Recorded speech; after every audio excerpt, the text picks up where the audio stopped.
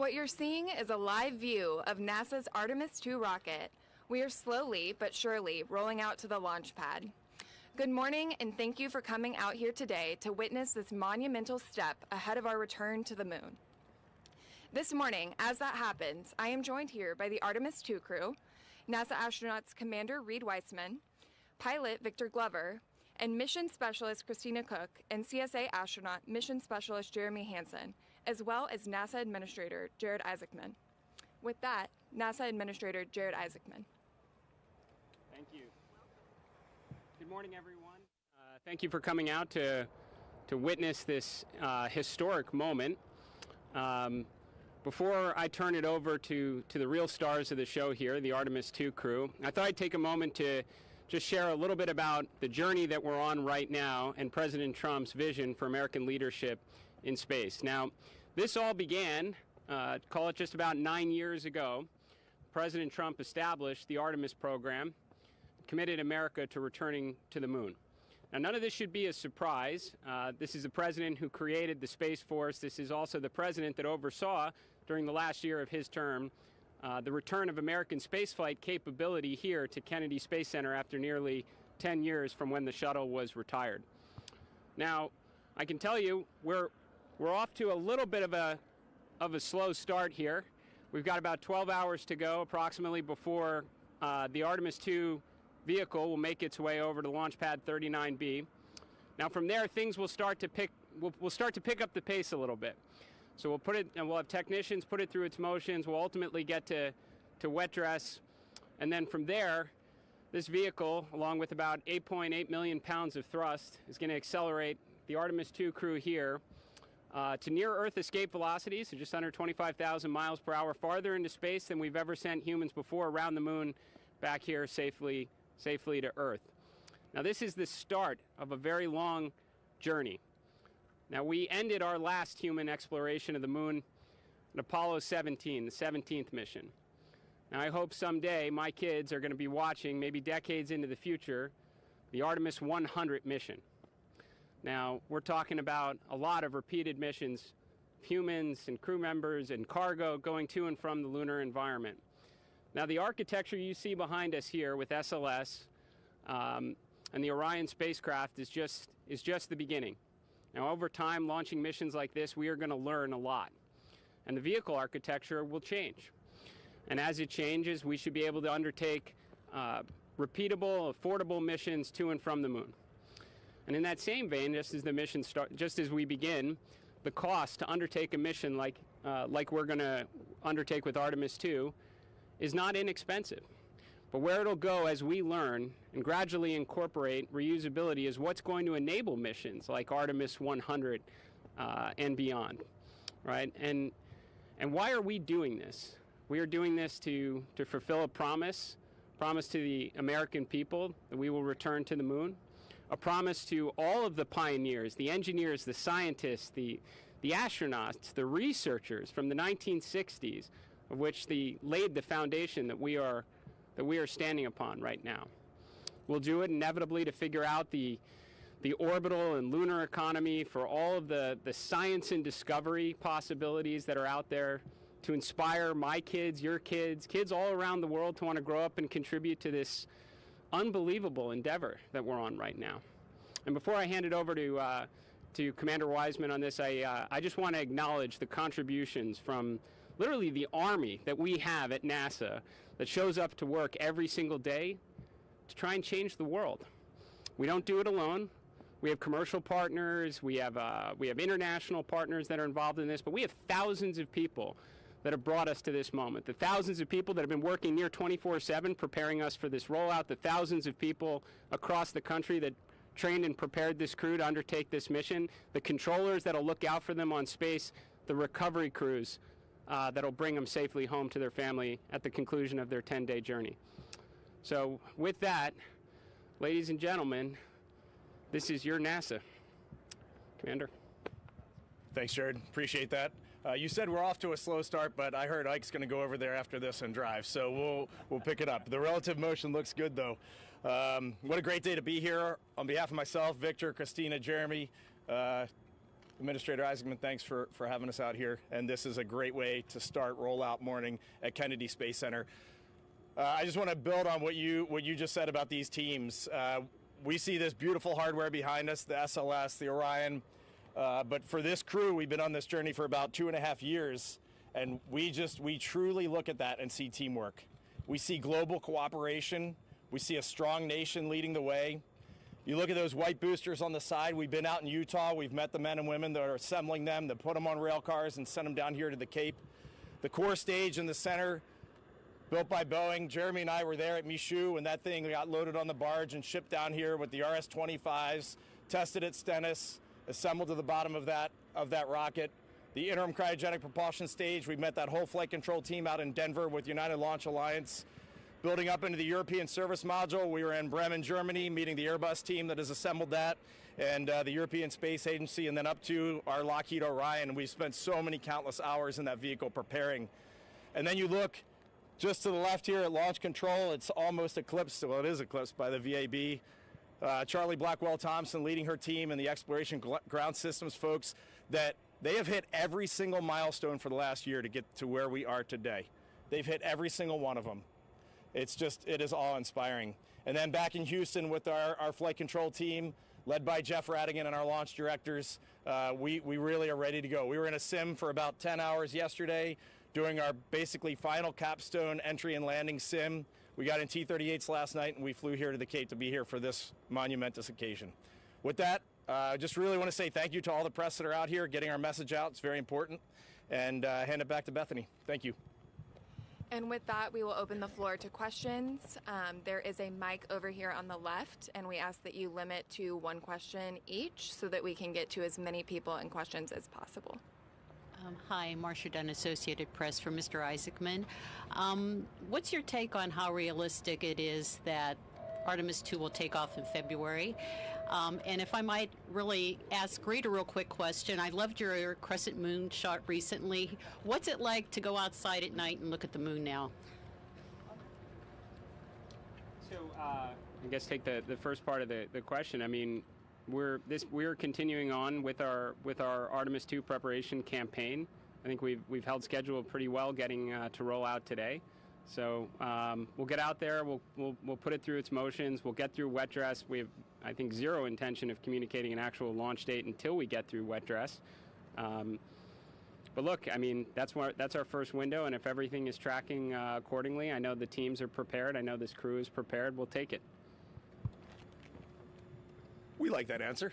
Going out and looking at the moon at night, I'll hand this all down the line. I'll be brief, but I think one of the most magical things for me in this experience is when I looked out a few mornings ago, there was a beautiful crescent in the morning sunrise, and I truly just see the far side. So it was a waning crescent here, so it's a waxing gibbous on the far side, and you just think about all the landmarks we've been studying on that far side and how amazing that will look, and seeing Earthrise, those sorts of things, just flipping the moon over and seeing it from the other perspective is what I think when I look out right now. Mike? Yeah, thank you for that question. It is definitely different now, but it's also kind of like asking a kid how they feel about their homework. You know, it's a part of what we've been studying and training for, and I go outside and now I think of it in a very different sense, that there's some scientific value in what we say about what we see. And we had a sim months back where when we walked out in the parking lot, Christina and I were standing there, and I had this overwhelming feeling that, like, wow, what science about the moon does in the future is going to at least be affected a little bit by what we say about that view.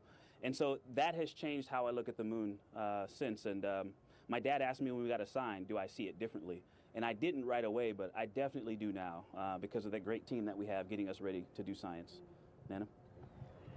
I think for me, what I see is the fact that all the people here on Earth, when they look up at the moon during our mission, before our mission, after our mission, during Artemis III and missions beyond, all the way to Artemis 100, they'll know that not only have we been there in the past, but we actively go there. We send people there because we're humans that must explore.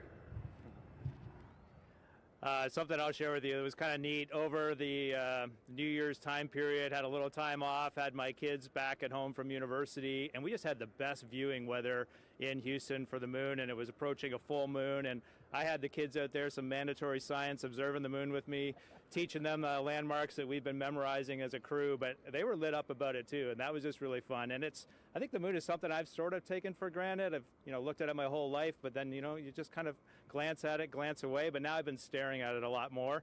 And I think others are going to join us in staring at the moon a lot more as there are humans flying around the far side. I think that's just good for humanity. And with that, we'll take the next question. Hi, thank you so much. TJ Mascara with the Epoch Times. This question is for Victor and Jared. Looking ahead to missions like Artemis 100 and just the future of our space activities, a lot of talk seems to be around automation and computer pilots and all of that. I was wondering how important it is that we continue to build on manual flying in space, and what place will that have going forward? It's interesting. First of all, did you target me because I'm a little bit of a Luddite, and I love, the inceptors or the controls that I can, put my hands on if I'm going to fly something. But I think what the last 5 years has taught me since flying the SpaceX Dragon, the same one that Jared flew, is that the tool needs to be designed for the task. And so I could, go on and on about this, but I think it is something that we have to think more about because the state of technology is where it is, and we're not going to undo all of that. And so finding ways to integrate software, hardware, but the thing that hasn't changed, as far back as we can read the record, we are still the same stuff. And I've been reading these, there's a journal that test pilots put together, and the Mercury and Gemini and Apollo astronauts used to go and give these presentations. And I've been reading their reports, and they say the same things that we say, that, having a window is important. Having the ability to do critical functions is important. And just how we implement that, though, is going to change with the state of technology. Thank you for the question. I think that we're just talking about an evolution in terms of what are truly the manual inputs, right? So I would say probably the T-38s you're flying are maybe some of the last, aircraft you've touched that actually, when you put a control input in, you're actually directly moving a flight control surface. A lot of the fourth and fifth generation aircraft that are flown today, it's all fly-by-wire. So you're telling the airplane what you'd like to do, and then the computer's interpreting it and saying, this is what I'll give you. And I think you're going to just naturally see that evolution in spacecraft, right? We're not taking the human out of the loop, right? There can be some pre-planned waypoints as we navigate around the moon, and then perhaps a human is directly inputting this is the actual target location I would like to land at for some reason. The computer's taking that manual input and saying, now I'll put you there, right? And I think that's probably the evolution we're looking at. But no doubt, look, as we get farther into deep space exploration, the ability to rely on autonomous capabilities within the spacecraft become more and more important. And I'd say the moon is going to be a perfect proving ground for that, right? So we talk about building a moon base.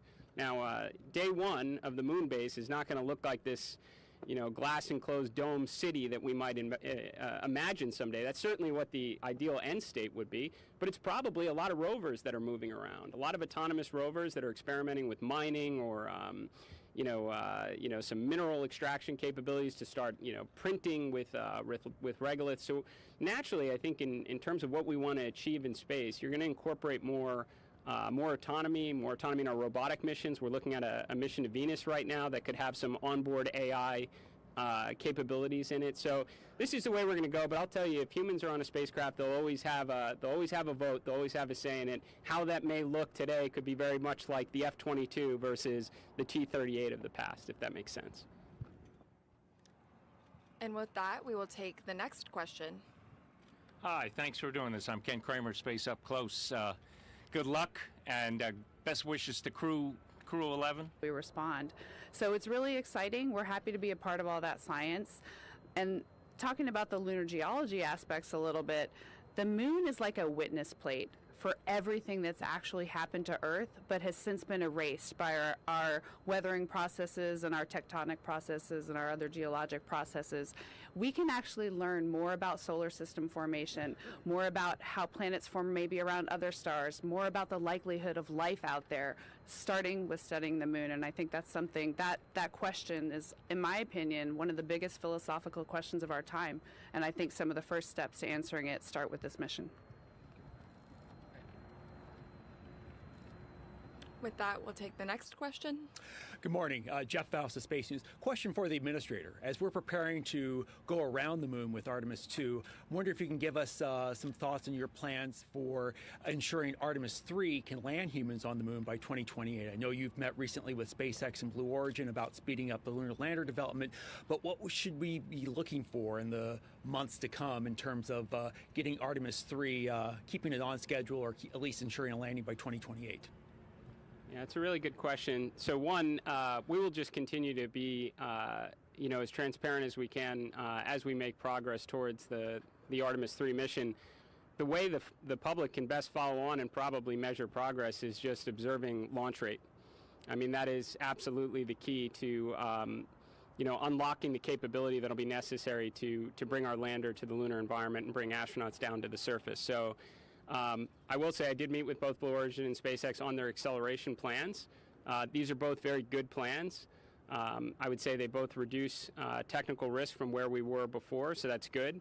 But in the end, it's going to come down to launching vehicles very frequently to learn. Learn about prop transfer for sure, but you're going to need reusability in order to do that. So I'd say we're all, if we're on track, we should be watching an awful lot of New Glens and Starships launch in the years ahead. And we'll take the next question. Good morning. Irene Klotz with Aviation Week and Space Technology. Sorry for the sun. For Jared, you've ridden a couple of rockets. You've seen launches and you've seen Starship up close and roll out. Could you tell us what you think is special about this rocket, and if your opinion has deepened or enriched in the month that you've been administrator? Well, I appreciate the question. We need more questions for the crew over here, because they're the ones about to embark on a pretty extraordinary journey on that vehicle. I would say I mean not a whole lot has changed from my perspective, other than getting I guess a lot of firsthand account of the people that and the effort that goes into building a vehicle such as this. And even more of the history that led up to this. Even just walking inside the VAB, which I've seen it I don't know how many times from the exterior, and then you go inside, you couldn't even find the SLS in there if you wanted to. I mean, and then that just brings back, what it must have been like during the 1960s when you had multiple Apollo vehicles in there, or at a time when or multiple Saturn vehicles in there, at a time when you had multiple shuttles in there. So. I'm halfway through a roadshow around the country to every one of our centers, meeting the workforce, trying to hear from those that are actually doing the hard work that it takes to pull off a mission such as this. So nothing changed in my mind about the importance of the mission that is NASA, our path to achieving it, but I've definitely had an opportunity to meet a lot of the folks that are helping enable it, and it's just extraordinary. So thank you. We'll take the next question now. Hi, Elizabeth Howell from Space Q in Canada, and this question is for Jeremy. You've often talked about how Canada has been taking all of these steps in space for decades alongside our international partners, clearly including NASA here, and you've also said, let's imagine what's next for Canada. And so in your mind, what's next for Canada in space once we finish this step? Thank you. Thanks, Elizabeth. I would just like to re-echo some of those previous comments, because against the backdrop of that rocket rolling, it represents an extraordinary American workforce right there, watching that thing roll out. And like Reed was talking about, we've been around and we've met them and we appreciate them. And no matter what their future is, that's a workforce that is trained to do extraordinary things. And they'll be redirected as we adapt and continue to do extraordinary things. And that is the same story in Canada. I've really applauded the American space leadership because they carved out space for Canada to hone some of our skills, to develop workforce in specific areas and to bring that knowledge. And the future for Canada kind of looks like where the international collaboration wants to go. We aren't leading that collaboration. NASA's leading that collaboration, inviting our participation. We have skill sets, and I know Canada will rise to the challenge just like they did in the Artemis. When we were asked to join Artemis, we started to lean into developing new robotic systems for deep space. Even we're working on lunar surface stuff now. So we'll just bring that workforce to bear to meet joint collective objectives. And maybe I'll just end with, I'm actually pretty pumped to see that, because in just a few weeks you're going to see 4 humans fly around the moon, and if we're doing that now, imagine what we can do next. I'm pretty pumped to see that come to fruition. We'll take the next question. Hi, thanks for taking questions. Richard Tribou, Orlando Sentinel. This is for the astronauts, sorry, Administrator. Tuesday is the 96th birthday of Buzz Aldrin, and there's very few all men, who've flown around or to the moon. I think we are down to 5, and they're all over 90. So, one, I know many of you have found inspiration talking with them. I know General Stafford was hand in hand during Artemis I. So can you each tell me what the Apollo crew have been able to teach you about what you're going to face? And also, if you want to wish happy birthday to Buzz, feel free. Thanks. Happy birthday, Buzz. I'll just share my General Stafford story, which was the day we all got assigned to this mission publicly. My phone rang that afternoon. I didn't have the number saved. It was a Florida number, and I was thinking it was a telemarketer. I was on my couch. I was getting ready to take a nap. It had been a long day with the media, and I almost hit the red hang-up button, but I just figured I would answer it. I answer it, and it was General Stafford. Reid, congratulations. We are so excited for you. And I think that's the way the Apollo crew has always been. They are so fired up that we are headed back to the moon. They are so fired up that we're going on to Mars. They just want to see humans as far away from Earth as possible, discovering the unknown, the near impossible, as the administrator keeps saying for NASA as our charter. So we really love that. I also want to say, we grew up in the shuttle era, and we grew up in the International Space Station era, and 3 of us have been up there, and Jared's been in low Earth orbit. He knows what that feels like. So we do feel like this is an Apollo legacy, but for the 4 of us here, we are standing on the shoulders of the International Space Station and the science, the research, the long duration exposure they have had, and what we have learned up there. I mentioned how I'm reading these journal articles from the 60s about Gemini and Apollo and some of the engineering lessons and piloting lessons that they fed into the system. But something that's also very interesting that you just kind of get between the technical data is the people that they were. And I do find a lot of inspiration in that, just understanding some of what their families were going through, what they were learning, or what they didn't know they were learning. As we look back, we have the benefit of hindsight. And so I've actually been very fortunate to become friends with Rusty Schweikert, and Rusty gave me a bag of wisdom, quotes from different cultures all over the world that I took to the space station. And I'm going to take that little bag of wisdom, but also in my heart and mind, the wisdom that we've learned from Charlie Duke and General Stafford and Dr. Schmidt on what it meant to them, and some of the story that hasn't even come out yet. We're still learning things from the Apollo era, and so it'll be nice to take the baton, run our best race, and then hopefully pass that baton on to the Artemis 100 crew. I think what they've taught me goes beyond the technical tidbits and things of that nature. And the biggest thing I can talk about is camaraderie. They taught me camaraderie because I've had the privilege of interacting with them for actually over 25 years now through a scholarship foundation that they give back to or gave back to. And then more recently at NASA Remembrance events, which are kind of little reunions in a lot of ways for the Apollo astronauts, and seeing the way they interact with each other, seeing the way they tell stories and the way they still love each other and being around each other and what they went through together and how that bonded them has been really instrumental for me in appreciating every single day with my crew and with the larger teams. And I will never forget seeing Fred Hayes at one of these remembrance events, shaking his hand, and before I even said, "Hello, sir, great to see you," he goes, "I heard you're going to break our record." And at that moment, he brought me into that camaraderie. And I made a promise that I will carry that forward and keep everyone in that spirit of camaraderie and carry it through our mission as well. Apollo, just inspirational. I was inspired by Apollo as a kid. You know, I think that's how I ended up here. I saw a picture when I was a kid of a human standing on the moon. It was either Buzz or Neil. But it just changed my perspective on things. I turned my Trios into a spaceship. I started exploring space in my imagination, and here I am all those years later. But for our crew, one of the required readings for this mission was Carrying the Fire by Michael Collins. And he does a great job of putting the human perspective in what was accomplished during Apollo. And it was pretty extraordinary. You were talking about it, Administrator, earlier, about like what they accomplished during that time frame. And I think it's a good reminder for us. I mean, we're doing extraordinary things now, but we can create even greater things in the future. We should not accept this as status quo. We should always be striving for more. And something else you wrote recently, Administrator, that I think touched all of us was just the appreciation for, yeah, we want to fly safely in space, but we also have to be willing to take appropriate risk. That's what this is about. And when we were reading Carrying the Fire, this is the part that really got my attention. Michael Collins jumped on a spacewalk from one Gemini spacecraft to the Agena. That's extraordinary. That is truly extraordinary. And so that was a courageous example, but they also weren't cavalier. They were taking calculated risks.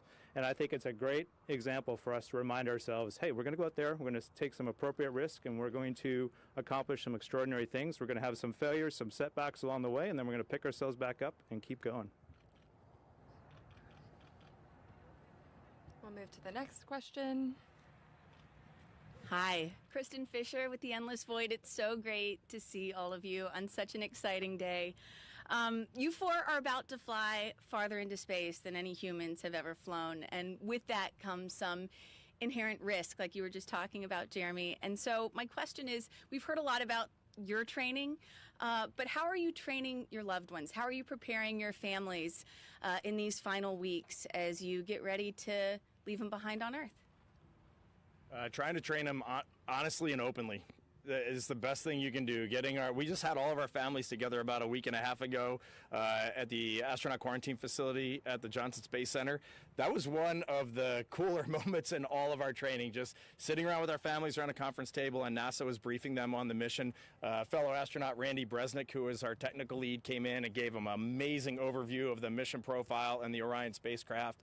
And then there are the more personal touch points. I went on a walk with my kids. I told them, here's where the will is, here's where the trust documents are, and if anything happens to me, here's what's going to happen to you. And that is a part of this life. I actually wish more people in everyday life talk to their families in that way, because you never know what the next day is going to bring. So it's just important to be as open and honest as you possibly can. And then the other neat thing that has happened amongst all of us is our kids know each other, spouses know each other, we all text each other. It has developed this foundation that I know, even though it's a 10-day mission, I just know who everyone is going to lean on to get through this together while we're up there. On launch day, we've got the easiest job. We really have the easiest job. We've trained for this, we know exactly what to do, and it will be good. It's our families that we think about the most on launch day. You know, it is an interesting part of this journey. We have the entire resources of our agencies helping to get us ready, but we have to take the initiative to get our families ready. And we have a fantastic family support team, but we do have to take some initiative and lean in on that. And so those are tough talks, but you have to have those talks, or they can be tough. And you know, having the experience of doing this to get ready for the space station gives some neat experience, but also just something to compare and contrast with as well. And so we were having one of those tough conversations, and I mentioned to my family that, hey, you know, if I forgot to close the garage and we're all in Florida, I'll close it when I get back. You know, not 168 days later, but 10 or 11 days later. And so we you know, that is an important part, and thank you for bringing that up, because it is something that I think about a lot. And I am also really grateful that we have. I was actually just talking to Jared's family about when we were here to watch the Polaris launch. I was here to support a colleague and their family while they watched their loved one launch. That's my favorite role in this office. That is my most cherished, honored experience that we get to do with and for each other. And we have some folks that are going to be supporting us. Two of them are here, our backups, Jenny and Andre. And we have escorts that are assigned to each of our families. And I just wanted to give them a shout out. We've all got someone an astronaut that is going to be with our family members when they're watching launch, which can be this terrific and terrifying moment all at the same time. And so I'm just really grateful to that team that helps us to get ready. I think for us, in addition to all that, it's two things. First of all, I love talking to my husband. He's been very inquisitive about the actual technical aspects of the mission. These guys know my husband. So, you know, we're talking about what are the big milestones? What are the risky parts? When can he sigh a sigh of relief? When does he need to be glued to the TV? And talking about some of those technical things, every once in a while we just get a question that comes out about the vehicle or how the mission's going to go. And then the second one is just a little more practical. I really have to make sure he knows that it's not like the International Space Station where we can just make a phone call. So he's not going to be able to call me and ask where something is in the house. He's going to have to find it. That's been a big one for us. Pretty similar for my family. Over the holidays, though, we did watch some Artemis I launch video and entry video just to kind of point out a few things that can catch you off guard, like when the main engine's light. It does look like for a few seconds the rocket is blowing up and then it launches. So letting them know about that. Also the re-entry, what they can expect to see and maybe not see and not hear from us, and that's normal, and there's just a lot of different stuff there. And so during those times, to just be calm and patient and not make any assumptions. And then the other thing I told them, maybe this is good for all of you, is during the mission, you know, it's the first time we put humans on this rocket. And so we've done a lot of testing of these systems, but when we get to space, we will probably see signatures that look a little bit different from testing. Maybe not a lot different, but a little different. And then the team is going to do what the team does, and they are going to worst case scenario everything. And so if you hear any of it, it might sound really bad. It's probably not that bad. We're just going through what's the worst case scenario, what's the next worst failure, and that's probably going to be par for the course on a mission for the first time with humans on it. Can I take a little license here and I want to just say something to you all. Thank you for being here and helping us share, you know, all of this perspective and time with and gratitude with the world. But you all have a really unique role. And what Jeremy said just reminded me of this, you know, how we talk about this is going to be based on how we think about this, what you believe. And this is a test mission. This is the first time. If we aren't pointing the thing right exactly at the spacecraft, we're not going to get that high definition downlink. And we could go, oh, darn. Or you could say, this is hard. And they're safe. And they're going to be back here in a few days. And so how we talk about those challenges, how you all talk about those challenges is going to affect how the world sees this. And what we're doing is you know, we're swinging for the fence, trying to make the impossible possible. And so I would just encourage you to think about that as we all go on this journey together in a few weeks. And with that, we'll take one last question. Will Robinson Smith with Spaceflight Now. Thank you for the opportunity. You all had the chance to go down to the pad when the ML was there. You've had the chance to get up into the rocket when it was inside the VAB, but pretty soon you'll have the chance to go back to the pad with your rocket and spacecraft there. I know you are liking to stay, you know, focused on the mission and preparation, but can you imagine for the rest of us that don't have that experience of what that day will be like, the first day you get to go out to the pad when your ticket to ride is there? Thank you. I'm going to start with the simplest human element, which of course it's going to be amazing and all that, but I want to reflect back a month ago for our countdown demonstration test. We were in the vehicle assembly building. We were in Orion. Everything was fully powered. I was the first one to get in the seat. Ike gets into seat 2 next to me, and I was like, Ike, look, the dim button works on the display. And he's like, no way, because in our sims, that button doesn't work, and we can't dim the display at all. And I just want you all to remember, we are 4 human beings getting in this magnificent spacecraft, and sometimes the simplest things put a huge smile on our face. That human piece, I actually try to keep a lot of that to myself. I think there's a time and a place for it, you know, and so excitement, for example, is something I get asked about a lot, and I don't let that out often. I think it can become a distraction, or it's a long story I won't share with you now, but I can tell you this, having walked out to 39A and saw a Falcon with a Dragon sitting on top of it, there was I'd say 300 milliseconds where I thought, I'd just be embarrassed if I walked out of this and said, I'm not doing this, that's crazy. But then I stood there in awe that, wow, we're actually about to go fly that thing. And then when they got to 10, 9, it was like, oh no, we're going to fly it now. And so I actually look forward to that, even though I am focused. I'm glad you started with that. I am focused. I'm not excited. I'm focused, but I look forward to a moment like that with that beast. As astronauts, one of the qualities that we talk about a lot is adaptability. This idea that, yes, you train and prepare for everything, but the most important thing is that you're ready to take on what you haven't prepared for. And so one of the things that these 12 years I've had in the astronaut corps has trained me to do is to not have expectations. So today is a day I trained myself not to expect. But looking over there, that's an amazing feeling. I think that on the day when we climb in, I always have heard this adage, and it turns out it's true. Astronauts are the calmest people on launch day. And I think we do that. It feels that way because we're just so ready to fulfill the mission that we came here to do, that we've trained to do. We are so ready to just give back that it gives us this intense feeling of calm and readiness. And I hope and try not to expect that I will feel that way. Last time we walked across that pad for the countdown test that Reed was talking about, and you go up the first elevator and you're on the bottom of the launch pad and you walk by the bottom of the solids and the 4 RS-25s, and even in that moment, it wasn't fueled and it wasn't creaking and moaning and it didn't look super scary, but in that moment, one of the things that I felt was gratitude. And just like I just see people when I look at that rocket. And people have poured their heart and soul into this vehicle, and it's truly extraordinary. And they're 24/7 here across the country, around the world. People are just pouring their hearts and soul into doing this because they're fired up and inspired by what we can accomplish. And so I know I feel a lot of things on that day, but there will be a fleeting moment at least of gratitude.